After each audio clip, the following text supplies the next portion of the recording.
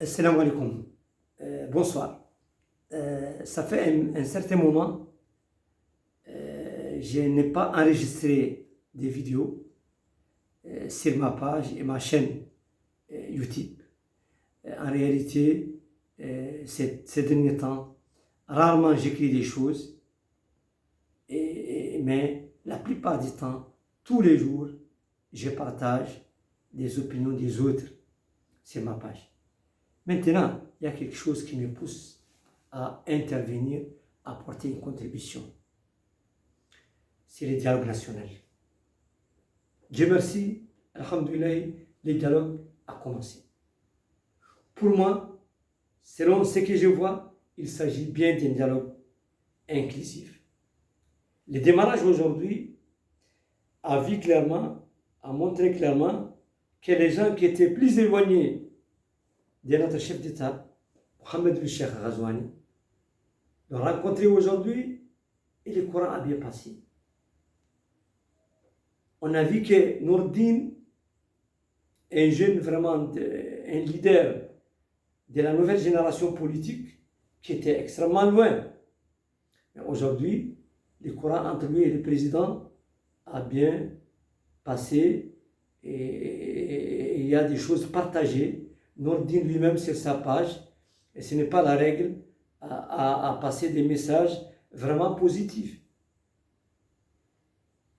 Sambetiam n'a pas eu tort aujourd'hui, la communication a bien passé parce que le président lui-même a choisi le français comme langue de dialogue aujourd'hui, pour gagner du temps, pour ne pas perdre beaucoup de temps de traduction. Donc il a tout entendu, il était bien présent, tu vois. Donc il n'est pas exclu. Le Gourmou, qui fait partie de l'IFP, qui est vraiment un parti historique, qui a un caractère spécial en matière de dialogue et de partage. Le Gourmou aujourd'hui a gagné dans les dialogues aujourd'hui parce qu'il est sorti déjà avec la promesse de libération de Mohamed El Ghadde, avec un rendez-vous pris d'avance par le président de la République, assuré, garanti par le président de la République, avec le ministre de la Justice, pour assurer bientôt, peut-être demain, ou rapidement quand même, Mohamed El Ghadde va sortir.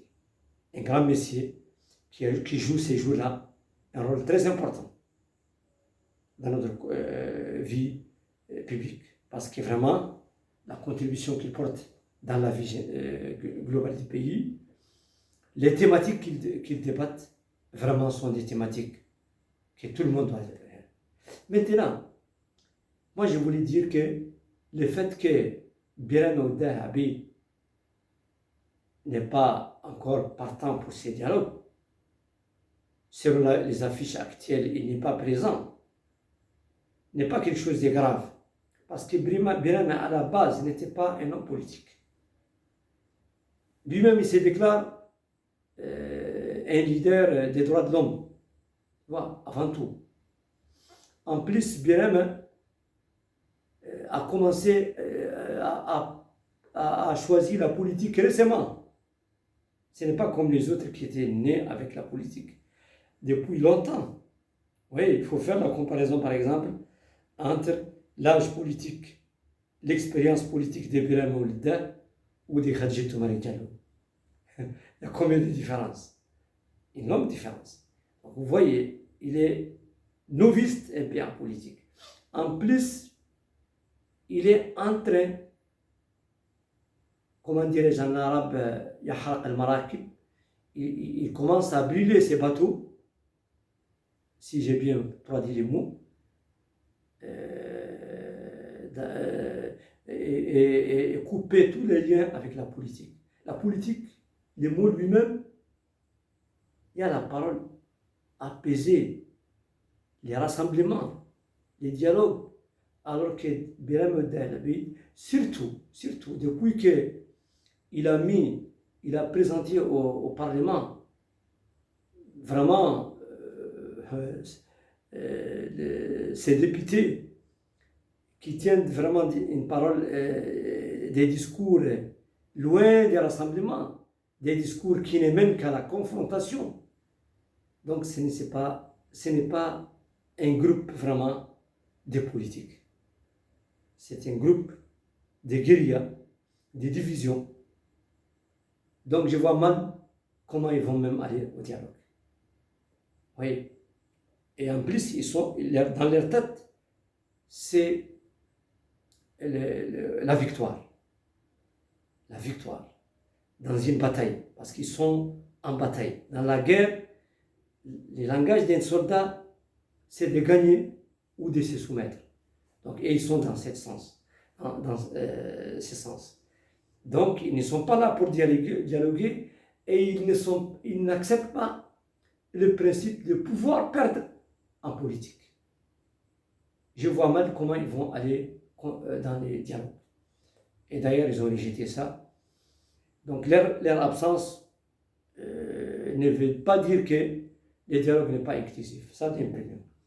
Deuxième chose, moi, je crois que ce dialogue doit attaquer la base des politiques. Premièrement, il faut savoir que la politique, ce n'est pas la démocratie, ce n'est pas seulement la démocratie électorale.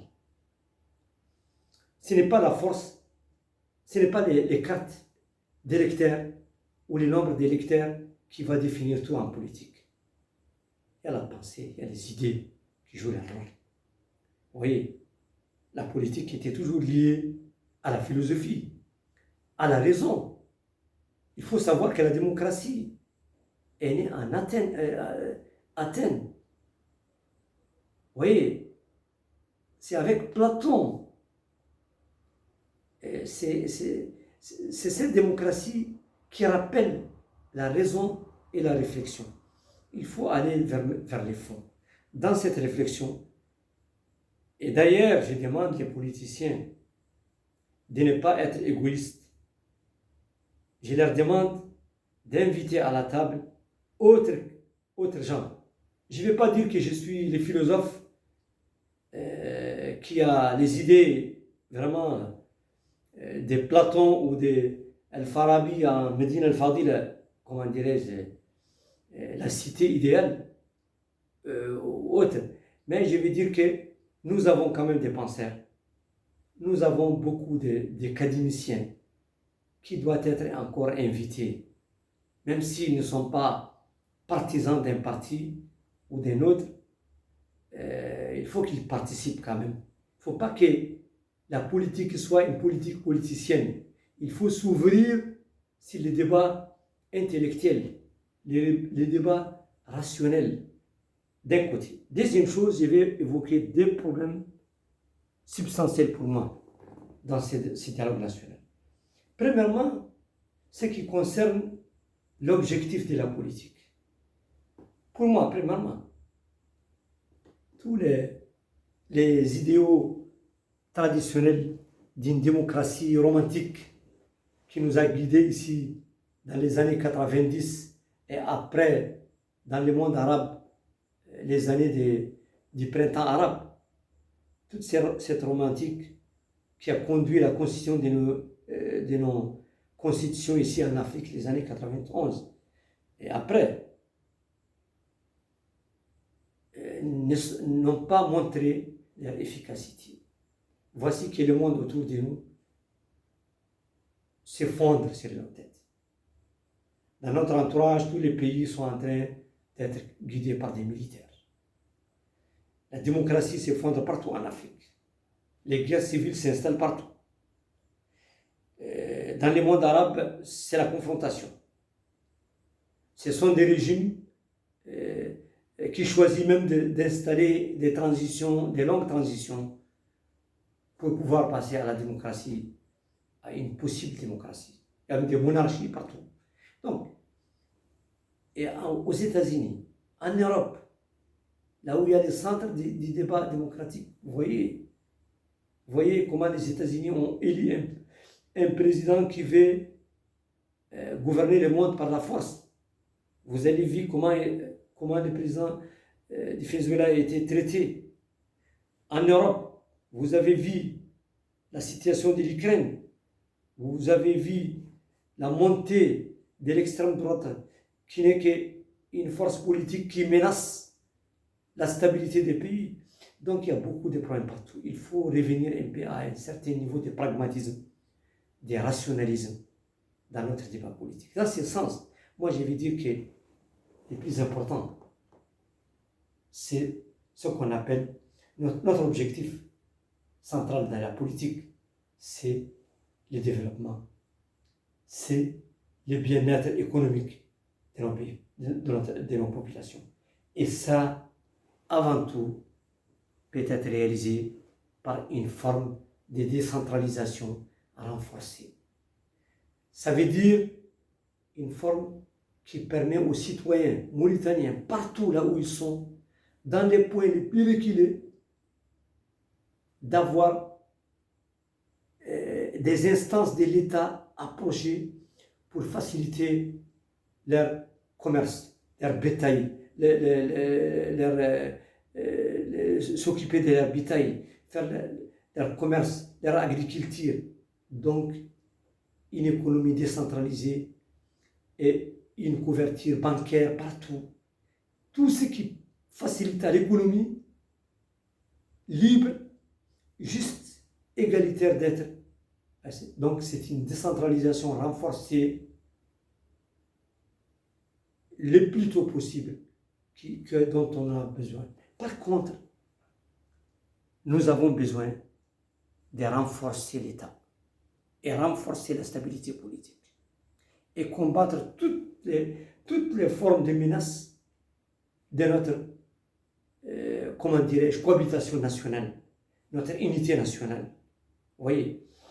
Et je crois qu'on doit revenir sur une chose. Il ne faut pas croire que les États avancent seulement avec la force des populations. C'est vrai, ce sont les électeurs qui doivent décider. Mais les électeurs, eux-mêmes, ils sont formés par des leaders. Vous allez me dire que Mokhtar Ould-Daddah, si ce n'était pas Mokhtar Ould-Daddah, est-ce que la population mauritanienne était en mesure de choisir notre forme d'État? C'est le leader lui-même qui a guidé la population. Vous voyez, Houphouët-Boigny, moi je suis ici à Abidjan, je vous parle depuis Abidjan. Houphouët-Boigny était ici en Côte d'Ivoire, pas seulement un simple politicien élu du peuple, non. C'est lui-même qui a inspiré la nation. Comme les cas de Kwame Nkrumah, comme les cas de... Partout, vous allez voir, ce sont ces leaders qui inspirent cette population. Et depuis, Alassane Ouattara, vraiment, ici en Côte d'Ivoire, a pu changer les cours de la vie ici en Côte d'Ivoire. Nous sommes dans une économie actuellement moderne, économie très avancée. Tout cela est fait avec un président qui brille son 4e mandat. Est-ce que c'était mieux que l'on aille dans les idéalismes politiques pour dire non, il ne faut pas se présenter, non, il faut changer? Voici qu'il se présente. C'est la démocratie. Moi, je vais dire que Mohamed Ould Cheikh Ghazouani présente à l'heure actuelle un homme de dialogue, mais un homme qui a assuré la stabilité du pays. Donc moi je demande, je ne vais pas dire qu'on doit sûrement donner un 3e mandat à Mohamed Ould Cheikh Ghazouani. Je vais dire tout simplement, il faut qu'on s'assure à une réforme électorale qui nous permet de choisir correctement et avec toute transparence et justice, et que les élections soient libres, transparentes. Mais en même temps, il ne faut pas empêcher le peuple qui veut de son leader pour une certaine continuité, il ne faut pas l'empêcher. Alors moi je demande on n'a pas besoin des tabous de constitution. Parce que la constitution est rejetée partout dans notre région par la décision des militaires, ou la décision des Trump, ou la décision de notre chef. Donc, il faut respecter la constitution, mais il faut réformer la constitution d'une manière qui nous permet d'avoir une vraie démocratie, qui est une démocratie qui libère les choix des peuples et les choix de l'élite. En plus, j'invite les politiciens à nous intégrer, à inviter tout le monde, pas seulement que les débats restent un débat politicien. Il faut s'ouvrir sur nous autres qui ne sont pas politiciens ou qui ne sont pas des partis politiques. Moi, par exemple, c'est vrai, avant l'arrivée du président de la République, Mohamed El-Cheikh Ghazouani, j'ai dit toujours son soutien, mais je n'ai jamais adhéré au parti INSAF ni à un autre parti. J'ai mon histoire politique, j'ai mes expériences. Je connais une grande partie des gens qui ont fait la politique en Mauritanie. Mais je ne suis pas politicien partisan. Mais j'ai le droit de participer. Il faut que les penseurs, les intellectuels puissent contribuer dans ces débats pour qu'il ne soit pas juste un débat électoraliste seulement. Merci beaucoup. C'est une manière de saluer ces débats et porter une contribution, peut-être une petite contribution. Si Dieu nous permet, nous sommes prêts à porter notre contribution. Merci beaucoup.